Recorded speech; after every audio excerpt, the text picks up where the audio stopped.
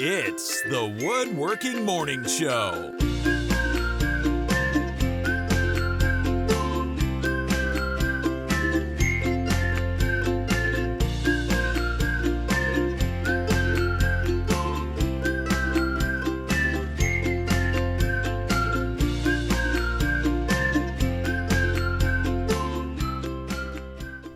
Hello, hello, hello. It's my new accent. Yeah, I like it. Hello, hello. Hello, hello. What's all this then? Pip, pip, cheerio. Pip, pip. You sound like your brother. I do. My New Jersey Londoner brother. What's up, everybody? Good morning. Hi. It's the morning show. I'm Marc. And I'm Nicole. And I want some of this sweet, I have my mic delicious on. nectar. I tried to like. I have the right mics selected. Good. We are on the ball this morning. Good. And we already have a super chat from OJ. Oh, that's awesome. He says, they haven't started yet. I demand 2 refunds. 2 refunds. Whoa.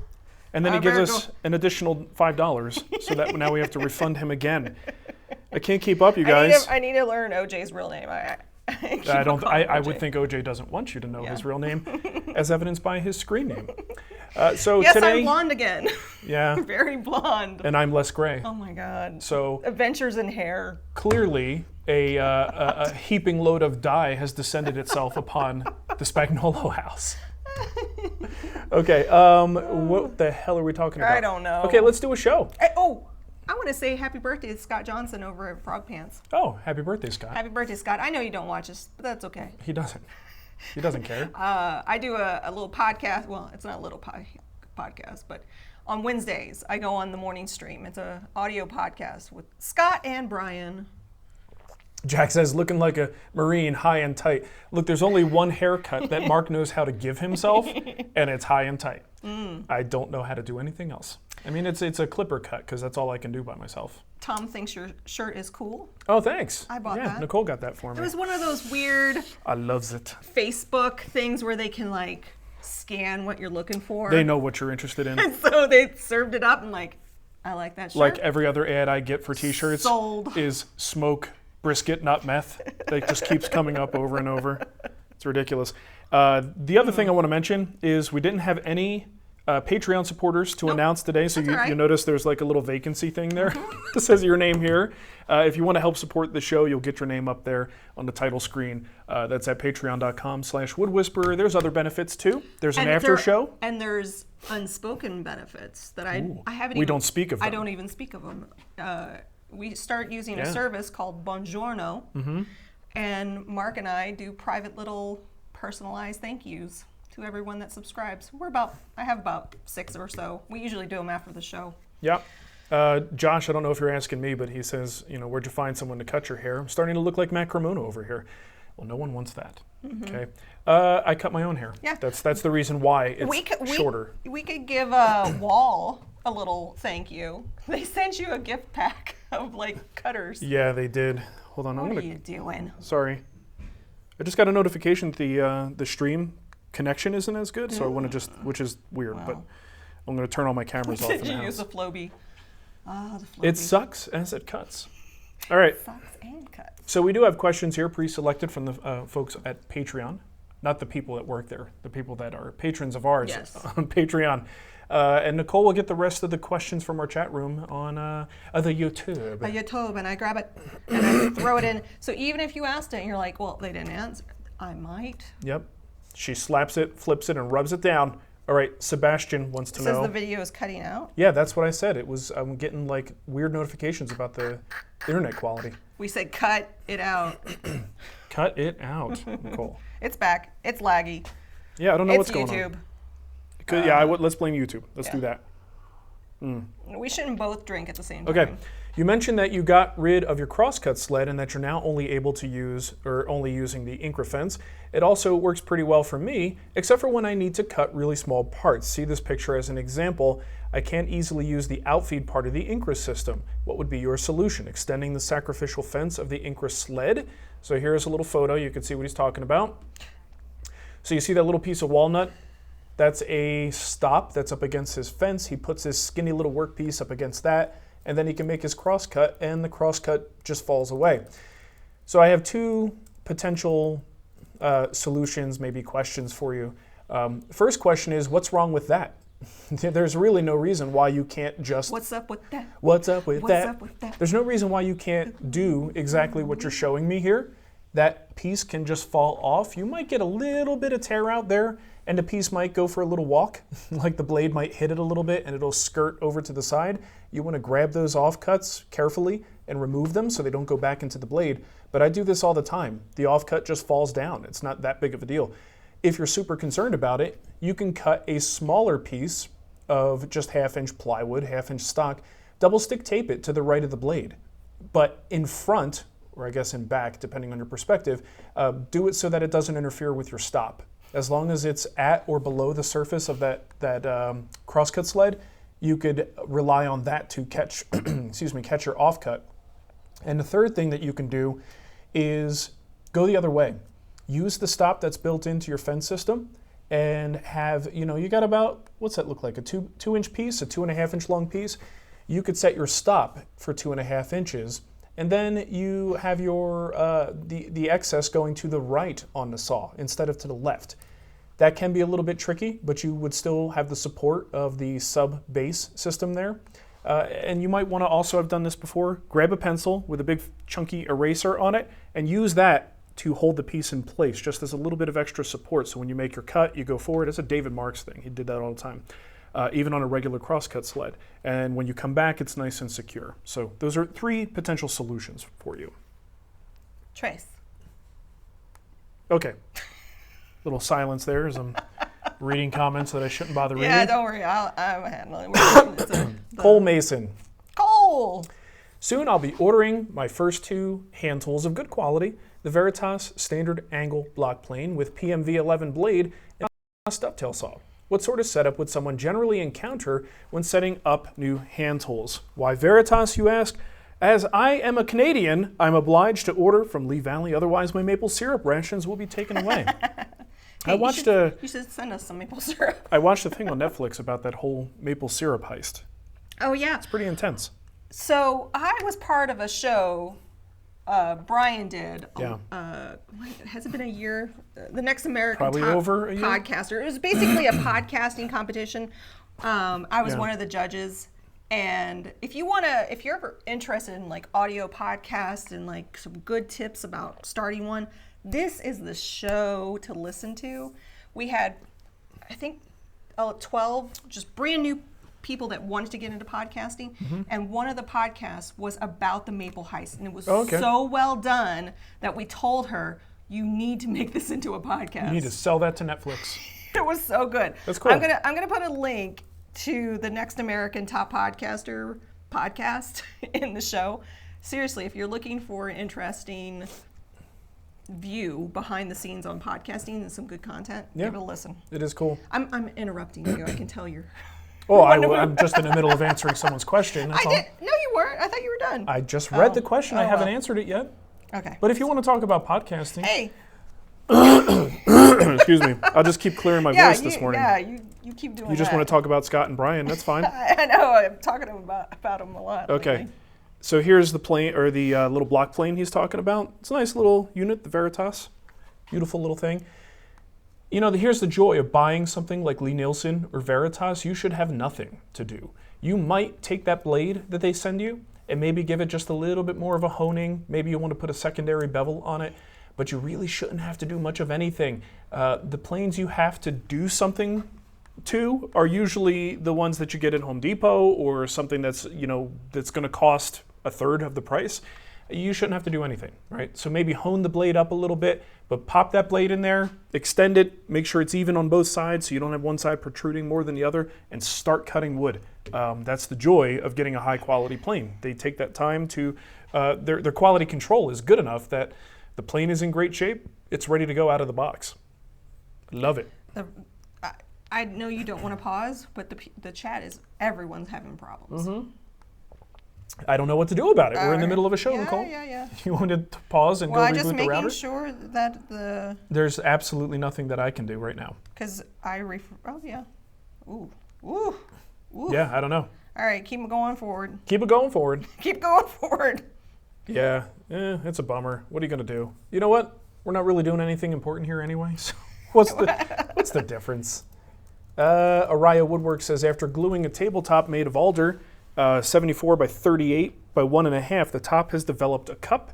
What would be the possible reasons? My garage is not insulated and it's been really hot in Texas. Would using Titebond affect a top like this in regards to the water content in the glue? I don't think the water content is a huge factor. It's really just a very thin film between the boards. I don't think it's enough to really impact cupping and things like that. Sometimes this just happens, and I've had it occur in the past, but there are things you can do to kind of reduce the chances that something like this is going to go haywire on you. All of those things are kind of summed up in a video I did, I think it was this year, called, 10 Tips for Wide Panels That Stay Flat, or Keeping Panels Flat, something goofy like that. I've got the link here, but just go panels or panels staying flat. Search for that on our website or on our YouTube channel. You'll find the video. Those are the things that I always do, and the things that essentially all you're doing is trying to make sure that Mother Nature isn't going to bite you in the butt, because that's what can happen sometimes with those big panels. So that, rather than give you all the answers here, check out that video. That's going to help you out. Chet Klaus did a super chat and says, tool brag, in honor of me signing the contract to have my new shop built, or just use it towards QoS. Yeah, that QoS fund is running low, you guys. You know what this is? It's punishment for no one getting a Patreon sign up this week. That's what it is. I think it's because Josh is in the chat. Yeah. Every time Josh is here, man. Josh, come on. We're just having fun. Okay, Patrick wants to know. He says, Mark, how do you deal with customers who want to lowball you on a project? Cannot make them understand that quality takes time. Yeah. You know what I do? I stop working for them. Yeah. That's what I did. I had a couple of questions recently from people who were assuming that I still do client work, and I don't. It's just not part of what I do anymore. I stopped doing that years ago. Clients can be very difficult. Some can be great, some are awful, and it's your job to navigate that quagmire, giggity. So you can't always force people to understand quality. The best you can do is give them a fair price, a price that makes you feel like your work is valued. If they say absolutely not and they drop down $1,000, then that's probably not the client for you. You have to try to find people who do understand that value. And I'm not saying don't make an effort, if they give you a lowball price and you say, well, look, I just can't afford to do work at that price. Here's why. I start with raw material. I take a raw board. I process it to do this. And you want to give them, sort of a broad understanding of what you do. Maybe that could convince them, but most likely it isn't. But do your best. It's always good to try to educate the client. Here's the other thing. You want to educate them on the way in. Before you even give them a bid, you're having that first conversation with them. It's probably a good time to make sure they understand the level, the depth of care and attention you're putting into your projects, so that when you do come back with that price, it's understandable. You've prepared them. Yeah. I mean, we do this thinking from the other side. When we've had contractors come in and give us a bid, depending on how they approach us, if they come in, they look kind of unprepared. All they just have is a notebook. They're just writing stuff down. Guy? Oh, he was awful. They're not really taking many measurements. They're not asking you questions. You start to lose faith, that this person either can read your mind and figure out exactly what you want, or they're not asking questions because they're probably going to mess it up and not give you what you want. So be animated, involved, ask the questions, make sure they understand how much care and attention you're going to give, so that when you give them that price and they weigh it against someone else's price, they go, well, look at this guy. He came in here rolling with, a 3D model. That's always a good thing. Yeah. He was giving us, stain samples and example, make them confident that you are worth spending that money on. So aside from that, bad advice, because I don't do this anymore. I don't know, maybe that'll help you out, hopefully. It's tough. It's a tough way to go. Got a question here from Dino Bat. How's your CNC coming? Oh, it looks it's holding stuff really nicely. It is. There's a apron on there. I've got a screwdriver on top of it. I haven't used it in a while. Yeah. That's why. Okay. We still are selling templates though. Yeah. Someone asked me I had an AMA the other day. Oh, yeah. I might want to mention that if you follow the woodworking place. What do they call Reddit? No, but what do they call the rooms within Reddit? Our woodworking. Our woodworking. But what is it? Is it a room? Is it a group? I don't know. Is it a collection? Is it a gaggle? Is it a murder? No. Sometimes it feels like that. Sometimes it feels like that's what you're witnessing when you go to Reddit. So in the r/woodworking thing over at Reddit, I did an AMA yesterday, right? Yeah, it was yesterday. It's like my third one there. For all the stuff that people say about Reddit that kind of gives it a bad reputation and makes it like a rough environment sometimes, I always have a pleasant experience with the AMAs. Everybody is kind and courteous. Now, what they say about me after I leave I was going to say. is a different story. But the people who are there for that hour are fantastic. So Good people. Go to R Woodworking and search for it. I just put the link in the chat. Oh, cool. So there you go. But the funny thing is, a subreddit. Subreddit. There you go. Thank you. I knew there was an official name for it. So the funny thing about it is, like, what do I do for a living? I ask questions or answer questions. That's all I do is answer questions. Yeah. So that's why I'm always surprised that anyone has interest in an AMA, because I kind of feel like I have aid a lot already. Aid. Answered. Nicole. Okay. Tony Tang. Just going to move along here. Okay. Just keep going. Shows off the rails. That's all right. I'm making a lounge chair with a base that's in the shape of a city skyline. That sounds neat.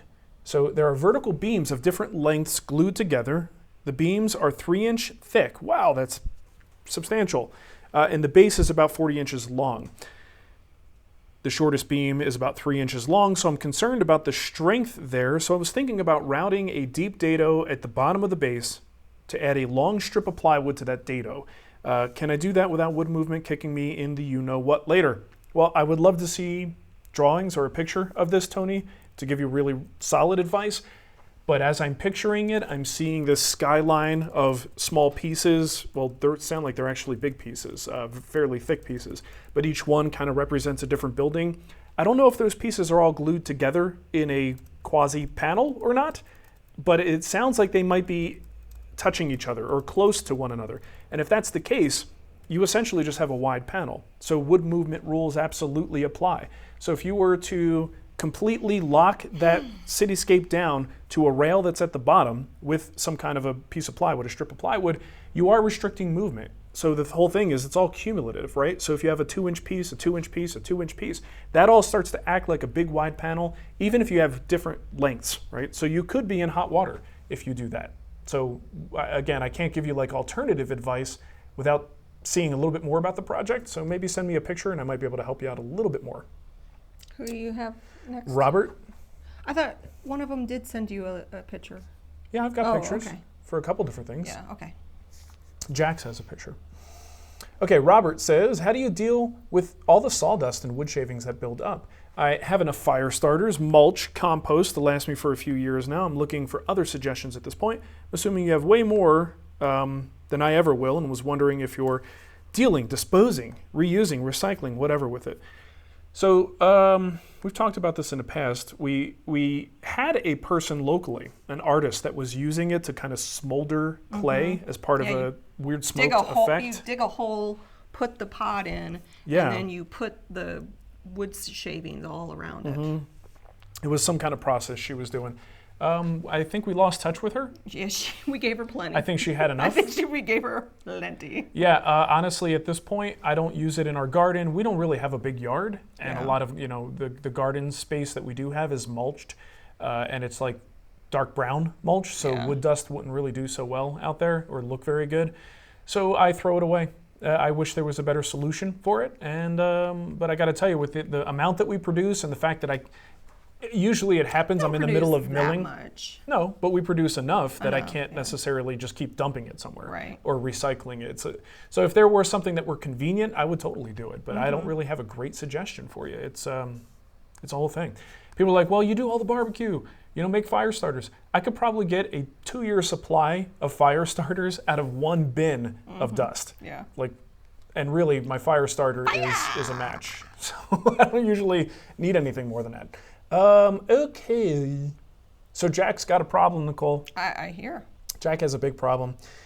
Jack says, I made a Murphy bed with 3/4-inch alder frame, 1/2-inch plywood panels. Unfortunately, I didn't think about the weight that would transfer from vertical to horizontal positioning of the bed, yeah, and how thin and weak the dados and the stiles would be.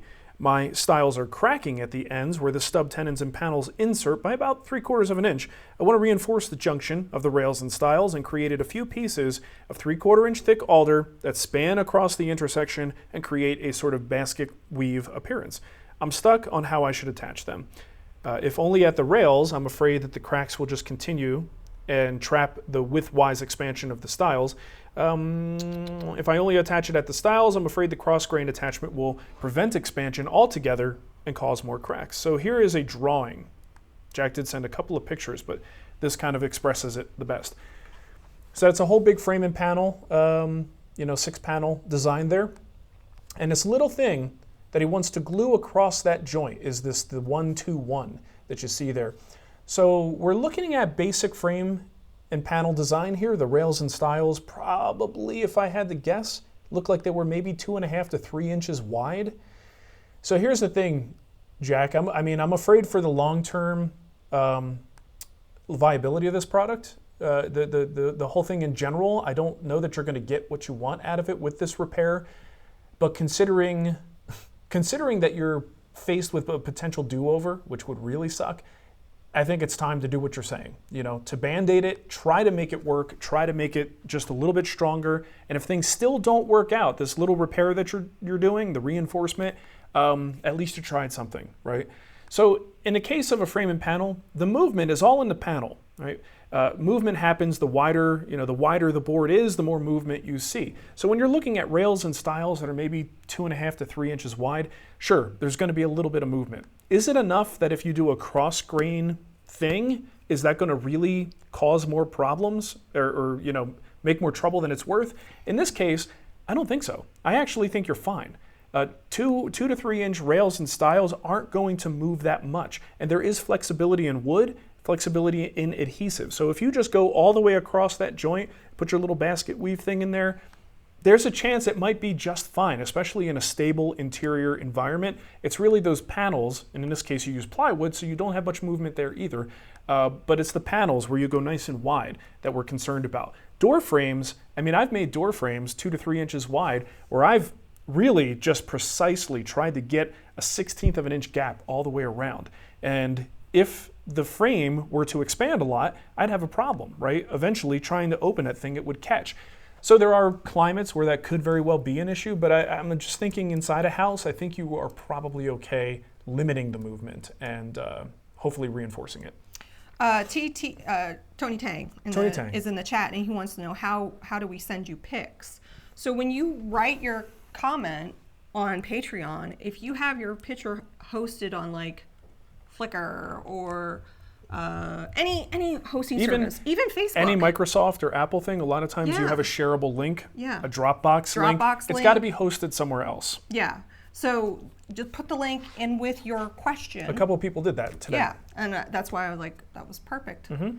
And the pictures really help, and it's fun for me to put those up there so other people know what we're talking about. So if you can do pictures, please do. Yeah, just link the two. So when you're writing your question, I just wish Patreon would just put an attachment thing. You would think. Make it a little bit more Facebook-y in that way. Friendlier. Yeah. Okay. But they don't. So this is our workaround.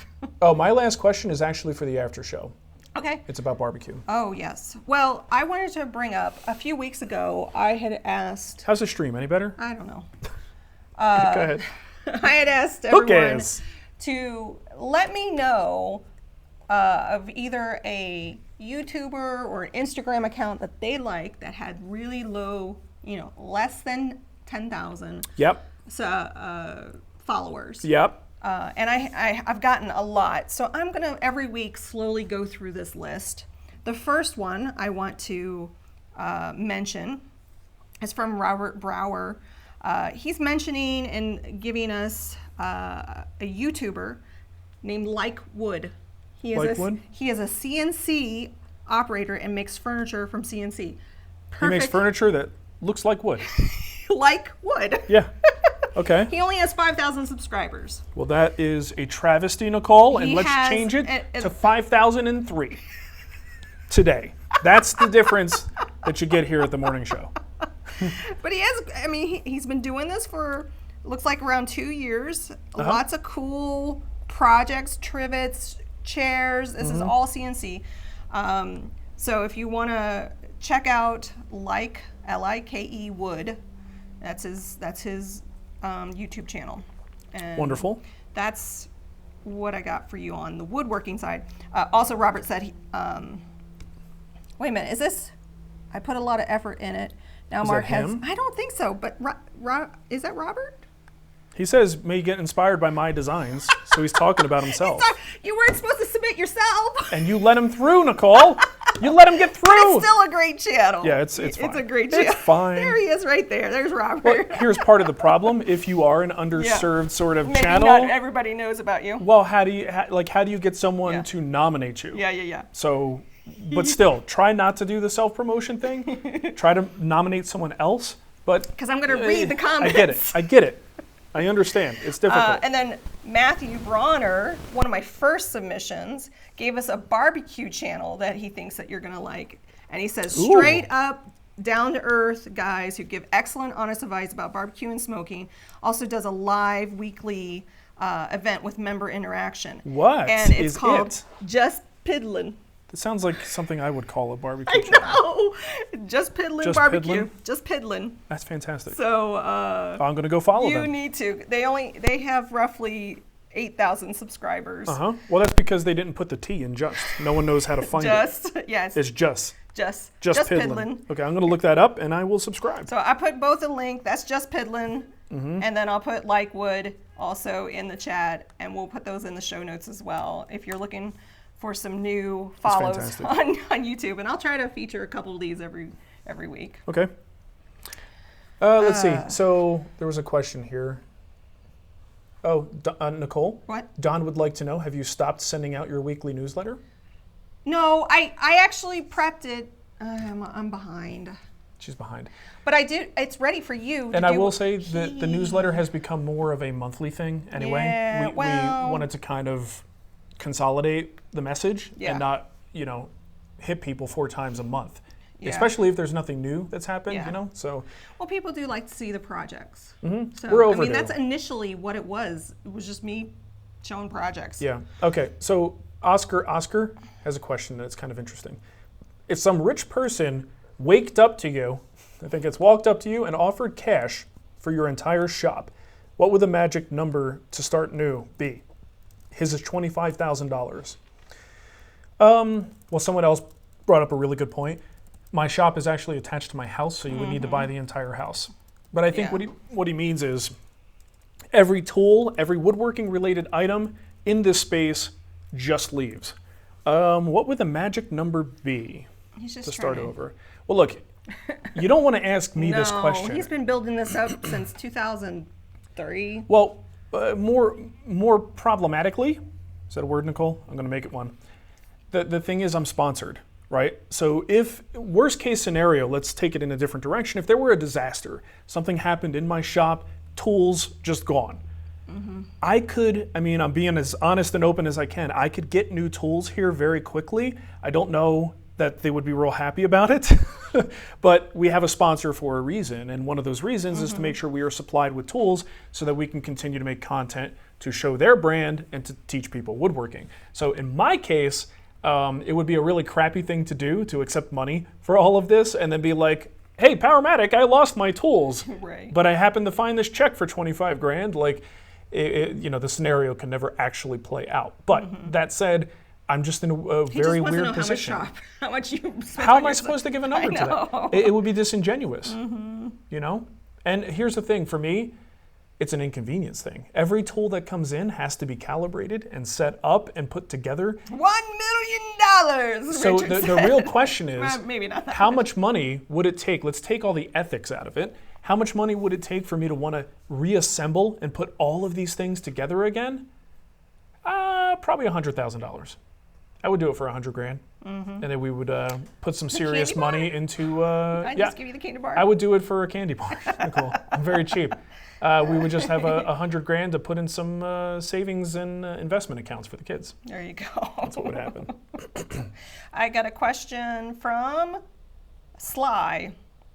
This is kind of off topic. Yeah. But you did write a book, 2 books, which you can pick up in the Guild store. Yes. Marc's mom is still shipping out Not those just the books. Guild store. TWWstore.com All right. has all of our books. I even put the digital version of Finishing Okay. It Ain't Over Till It's Over. All right. God, I just wish I had nothing else to do that I could redo sit that down one. and redo that book. Yeah. It's very So frustrating. TWW store. Anyway, Sly wants to know if you could comment how difficult the whole issue of getting your latest book published, from layout to finding a publisher. How long did it take, and what were the issue? Well, we didn't have to find a publisher; they found us. In both cases, I was approached to write a book, because that's what publishers will do these days. They look for someone who they think can sell books. And most of the time, they really don't even care what you want to write about. Like, they will once you start getting into, like, okay, here's all the details, and they'll have opinions.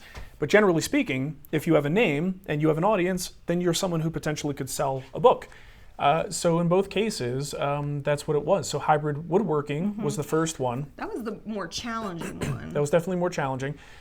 They basically said, hey, do you want to write a book? And I was like, well, I don't. What would I write about? You know, there's smarter people than me who have written books that are better than the one I'm going to write. And they were like, no, think of something. If you come up with something, let us know. So I did come up with the idea for hybrid woodworking. That was kind of my brainchild as far as what I thought I can contribute to the world of book writing and book reading. So then I basically spent a 6-month period doing nothing but that book. The writing of it was pretty intense because I'm not naturally a good writer. So I had to do all that while we only had Mateo at the time. Yeah. But he was still young. I spent a lot of time at the zoo. He was very demanding. Oh my God. He still is. Very demanding. Yes. But I would need a lot of alone time. So I would either go to diners and sit there by myself, or Nicole would take Mateo out somewhere for the day so that I could just focus on writing. Then once all the writing was done, then I had to go in the shop and actually photograph everything myself. Because if you think that like writing a book means a crew is going to come out and do work for you, that's not going to happen. That's just not in the budget of print these days. I mean, unless you're someone way bigger than me. So that's how hybrid woodworking went down. And then similar thing, I was approached by... oh no, after that you're like, I'm never writing Oh, a I book. said I'm never doing it again. I'm never doing this In fact, again. I told Matt and Shannon to kick me in the nuts if I ever decide to do a book again. So about 4 years later... They kicked him in the nuts. Look, it's a lot like childbirth, right? I guess, yeah. That moment is Yeah. absolute torture in hell on most women, yet they still do it again. I love that 'Cause you're they kinda forget. minimizing what I went through to book writing. No, I'm actually making it sound worse. Book writing was just pure hell, Nicole. Actually, your pregnancy was way worse. Yeah, I know. Anyway. And I know you're joking. I am joking. So everybody listening, I know he's joking. So then, yeah, for Essential Joinery, it was kind of the same thing, except for they had an idea. They just wanted me to write the book. They were like, look, here's this concept. We want to do, a basic joinery book, bringing people into fine woodworking. Do you think you could write that? And I was like, no, that sounds dumb. I can't write that. And then I gave it a lot more thought, and I was like, well, maybe I can. I found my angle, right? And then I moved forward with the book.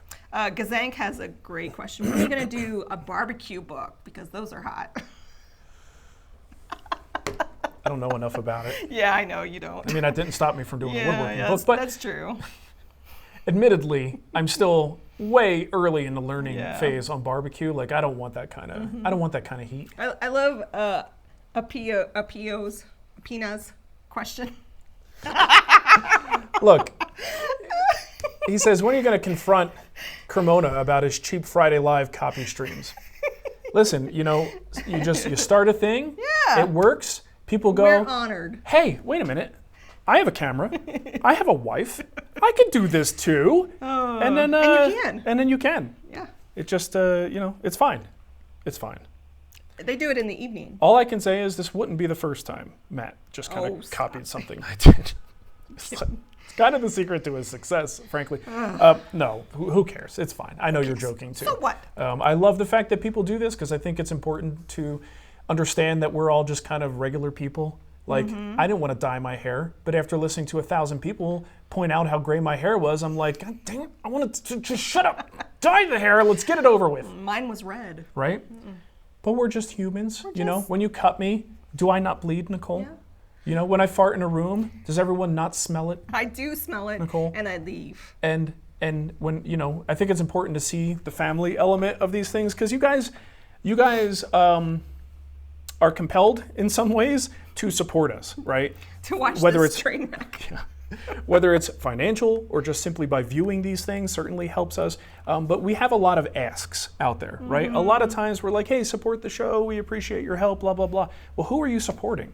It's usually not just this person in front of the camera. There's usually a significant other and maybe a family involved. So I don't know. I think it's great. I think that they're doing their show too. They have such a cute little family. And I like that they do a nighttime show. Yeah. And instead of coffee, they're drinking wine and getting drunk. Yeah. It's great. I want to know how they do it because they have more kids than we do. Yeah. And it's in the evening. Yeah. Anyway. It's good stuff. I need to get some of that. Get some of that. Whatever they got. Whatever they got. Give me some of that. Some of it. Some of that babysitting action. Ellie says Oh, there's Ava. The periodic All visit right. from Ava. Okay. Oh, cool. Good job. Yep. Okay. Close the door. Okay. She had Thanks. something on a phone. I gave her my phone this morning, which normally I don't do. Mom, look. She's exploring. I still have a lot of old Mateo games on there. Yeah. Sly wants to know. Oh no, we already talked about Sly. Ellie, I just milled some boards for a panel glue up and took off a 1/4 inch from each face. How long should I let it sit before taking off the final 1/16 and doing the glue up? I don't know. Where's the question? Point to it. Okay, boards for panel glue up. Took off a 1/4 inch from each face. How long should I let? Well, I mean, you can go today. Go now. Glue it up. Like, unless there's a reason not to. It's important to know where your material comes from. When it comes to your shop, is it like losing moisture at that point? Is it taking moisture in? Many times where we get wood locally, it's a comparable environment to where we're building. So there's a general rule of thumb that people are like, oh yeah, any wood you get, bring it into the shop, let it acclimate for a couple of weeks. That's kind of what you do when you have no idea what's happening. If you have a moisture meter and you can kind of look at the condition of the wood, the relative humidity, and kind of predict where it's going to go, I like your pattern that you're doing there, taking a bit of material off of each face, giving it a little bit more time. But if you have let that sit after that milling for 24 hours and it's still flat and not really doing anything, just go for it, man. Don't wait any longer. I think you're fine. Hey, man. I'm trying to do like a colloquial sort of everyman thing, Nicole, by calling people man. What about the woman? Well, that wasn't a woman. Oh, right. It would be inappropriate to call him a woman. Yeah. Y'all. Y'alls? Y'all is good. Last time Y'all is a girl Last and a time I boy. used the word y'all, I got yelled at Did you? because I'm not from the South. It doesn't matter. My old colleague Sarah said, "You're from New Jersey. You can't use You that." can use y'all. All y'all want. All y'all want. Use it all you want, y'all. Okay, what else? I got a question here from Dolfa Picano. I don't know, but it sounds delicious. Yes. So other than sharpening faster, what is the need for a wet sharpener like a Tormek? Can stones do everything? Yep. What's the benefit of having both? Thanks. I love the guild.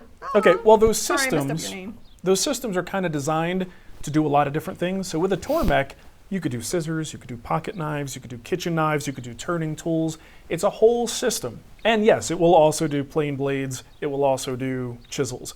So those are a little harder to do on a set of like conventional water stones or oil stones. So you've got that as an aspect, but not all of these systems have all of those features that the Tormek does, but you brought up the Tormek, so we're talking about it. The other thing is, yes, it can speed things up. So if I have a chisel, let's say I drop it on concrete and I really hurt that edge, I might go, if it's bad enough, I might go to my dry grinder, to completely reset the bevel. But if I have a lot of grinding I need to do in a hurry, but I don't necessarily need to bring out the dry grinder, I may go to a Tormek because it's faster than what I can do on my stones. So yeah, speed, convenience, repeatability, and versatility. These are the reasons why you would jump to a system like that. But yeah, I mean, most of the sort of standard stuff that we do in a wood shop, your chisels, your plane blades, you could certainly do just as well, if not better, with your hand stones, or with your water stones and your oil stones. But yeah, I mean, if you like the cut of their jib, go ahead and get a Tormek. I don't know anyone who bought a Tormek who's like really unhappy with it. Right? It's pricey, it's expensive, but it does what they say it does. It does what it do. It do what it do. Hey, did you get Adrian's question? He messaged it to me on Patreon. Probably not. Bandsaw is the topic. I bought some 12-inch wide maple at a local supplier yesterday. Now Nice. I need a bandsaw that can cut it Oh boy. in half. What brand model horsepower, I have 220 volt, would you suggest? I can spend up to $2,000 on a saw or hopefully find a good used one. Any suggestions?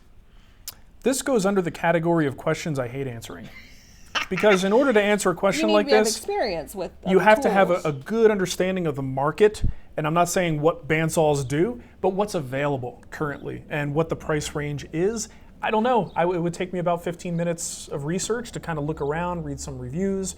I can tell you right now, one of the better bargains that I hear people talking well about are the Rikon series of bandsaws. Pretty good bang for the buck there. So start there. But I can't give you really good specifics. You have two bandsaws. You have, and of course they're Powermatic. Yes, I got a PM 1500. So that's 15-inch? That is, and then the 14-inch, like it looks like everyone else's 14-inch from 14-inch. Powermatic. But those are not bargains. No. Like Powermatic stuff is on the higher end of the price I did structure. just get an email that the Jet tools are on sale. Ooh. 10% off. I'm not familiar with their bandsaws. Plan D. I could show you some pictures, my friend. He says, I want Mark to be bleach blonde, spiky, and bring back the soul patch. Let's go, Flavortown. You used to have tips, didn't you? Oh no, No? they were just dyed and then Oh, grew out, all right. which eventually, Were when it's tips. bleached, they become tips if you just let it grow out. We were When I children was of the 90s. back in my punk band days, I had all kinds of bleached hair. It was really, really awful. You know what it looks like when you have big, dark eyebrows and blonde hair? Yeah. It looks like you have two caterpillars hanging on top of your face. But somehow, no one made fun of me Yeah. at the time. Afterwards, sure, definitely was made fun of. A lot. I got one more Patreon question that came in last minute from Michael Cedor. Good morning. I have a question about filler like Timbermate on projects. I was going to try some on a box I made out of walnut and wonder when best to apply. Let me see the question again. Right here. Sometimes I have trouble with You don't listening listen. to you while you talk. It's kind of the training of marriage that makes this a problem. You know what I mean? Like you Yeah. would be the same way. No, I wouldn't because we're in a show and I'm. It's like over time when you're married, there's a filter in your brain and it just builds strength. Just read it yourself. That the frequency of your significant other's voice just gets filtered out automatically. Such a jerk. Can I see the question? No, you can't. Okay, I was going to try some on a box made out of walnut. Wondered if it's when best to apply. Okay, so he's looking to do a pour fill, not repair mistakes. As he said, filler like Timbermate. So, Because he's going to start sanding. okay, so with Timbermate, I usually like to apply that to the raw wood. When you're doing a pour fill, there's different techniques. One involves kind of pre-sealing the surface and then hit it with your filler and then sand back the filler.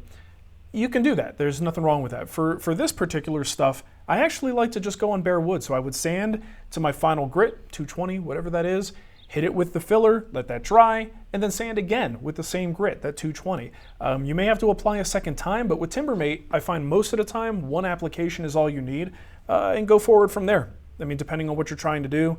Sometimes, whether I pre-seal or not depends on the type of finish that I'm using. So if I'm using a quick drying finish, maybe I'll give it a little quick seal. The nice thing is, if it's a colored pour filler, a lot of that color can get into the wood fibers as you're spreading it around, which is why people will seal first, so that all you're doing is dropping the filler into the pores, and then when you sand it back, it's still fairly clean on the surface. So either way will work, but maybe it's laziness or just in a rush to get the thing done. I will typically use a unsealed surface and then pour fill, but I think you'll be fine either way. I got a question here from Jack Dolby again. What's by Marc's right side on the ledge? Is it a mini wooden plane or a scrape under the Japanese saws? Yeah, we talked about this a couple weeks ago. This so was tiny. I can't remember the dude's name, but it was an auction that Nicole got for me, won for me. From Allied Wood Shop, I believe it is. Yeah, and I followed the dude, but I can't remember his name. I'm going to tell you in a So second. someone made this and donated it to the auction, and Nicole had the highest bid. So that's what it is. It's actually a usable, working, it's a wooden plane, but it kind of has that Krenov-inspired sort of Krenov plane look to it. Yeah, Really, really sweet. I'll find it here in a second. while you're answering the question from Julius, would you try a thing for woodworking finish Oops. for science? What? I saw that question, but I don't understand. Maybe a woodworking book? Like a finish book? Nope. Science-based?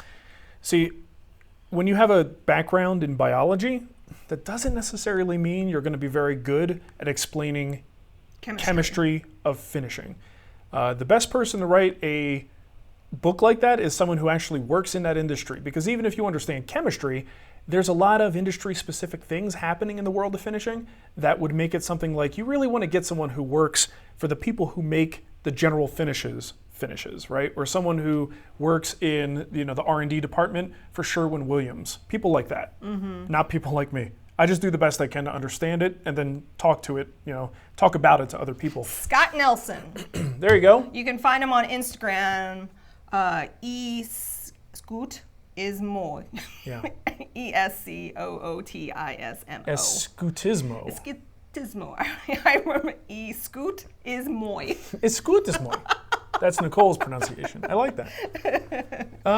Yeah, people are getting audio popping. I don't know, guys. I'm just going to retire. Can we just retire? We're just going to end the show. I mean, who has the patience for this stuff anymore? Do you really?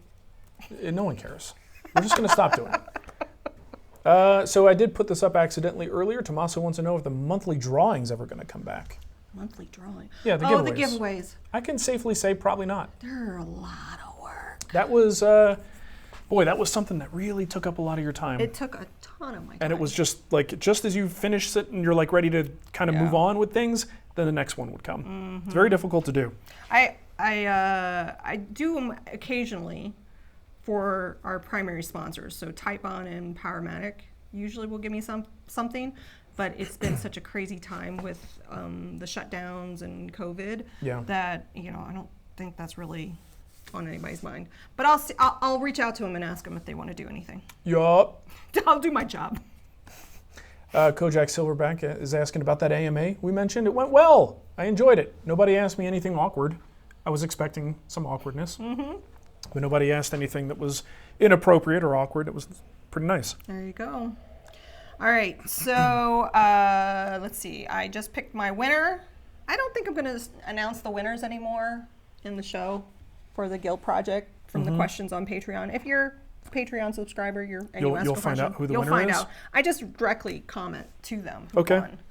So I just do a random org. We still do giveaways periodically, but a lot of times it's part of like a deal with Powermatic or Type On. We say, we're going to do a giveaway 6 months into it, whatever it is. A quarterly giveaway. Oh, Apina wants to know when's the beginning wood. I feel like I answer that every week. Yeah, we're still doing it. We are in the process of hiring someone new. When that person comes in and when we're firing on all cylinders, I can open the door to doing new things. His name's John. And I got to tell you guys, I've been thinking about this a lot. Thinking about the prospect of starting something that is like a course level piece of information for beginner woodworkers, using tools that are not my primary tools, more approachable tools. And I'm not promising anything, I'm just thinking out loud here. Originally, we were going to design a new guild-like experience, right? Another walled garden, let's call it. But I gave it a lot more thought. And that sounds like more work than I want to do. We just want to get it done. Like subdividing my attention, I give everything I can to the guild. It's the primary thing that we do. And then whatever energy is left over goes out into everything else. Because when you run a business, it's your paying customers that are the ones that you tend to focus on as much as possible. If I increase my number of, or not just the number, if I increase the type of content I have to produce for a whole different subset of the audience that is also now a paying customer, I don't know that I have the mental bandwidth to handle both of those communities and give them everything I normally give them in terms of attention and experiences and things like that. So I feel like that's setting myself up for a failure and a trap in the future that I'm going to have a problem with. So what I have been thinking about doing is doing the exact same thing I was going to do before, but it'll be completely free. It'll just be maybe we'll have a page on the Wood Whisperer site where all these videos will go.